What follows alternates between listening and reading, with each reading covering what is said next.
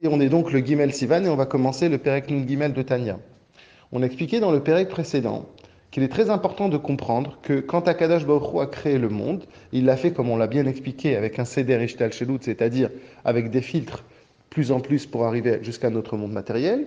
On a expliqué qu'il y a 4 mondes, Atzilut, Bria, Yetzira, Asiya. On a dit que ce n'est pas des mondes physiques, mais c'est plutôt des niveaux.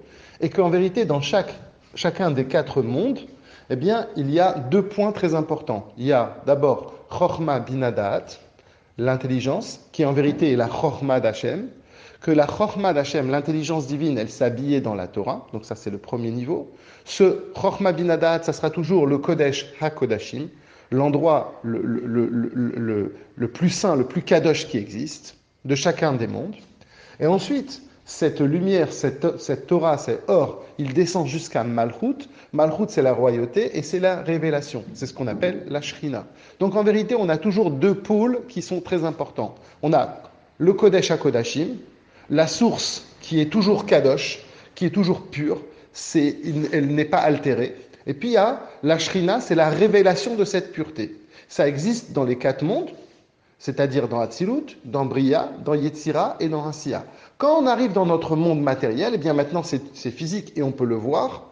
On peut voir quoi? On peut voir qu'il existe physiquement un endroit qui s'appelle le Kodesh HaKodashim, l'endroit le plus kadosh du Beth Amikdash, dans lequel il y a les Luchot. Les Luchot correspondent à la Chochma d'Akadosh Baruch Hu, et la Shrina, c'est quoi la Shrina? C'est la révélation de cette Chochma.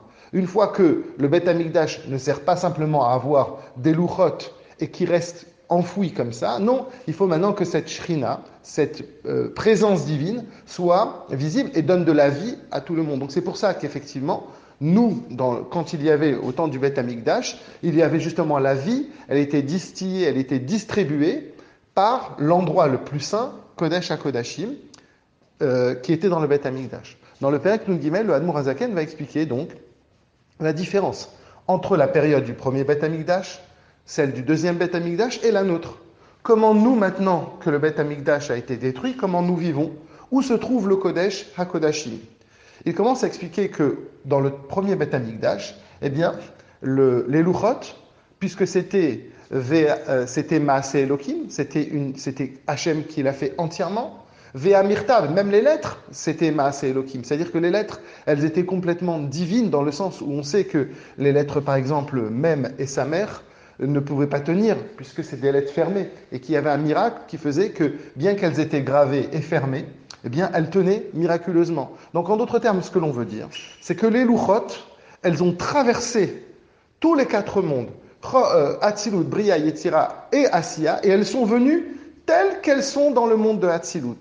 C'est pour cela que c'était miraculeux, parce qu'en vérité, les Luchot ne se sont pas habillés de tout ce que, normalement, elles auraient dû s'habiller de tous les filtres. Ils sont venus exactement comme la Chochma qui est dans Hatzilut, eh bien, elle est venue directement, cette Chochma de Hatzilut, c'est un Maaseh Elohim, c'est une action qui est complètement divine, et donc les Luchot, elles sont comme dans Hatzilut, elles arrivent la même chose dans le monde de Asiya.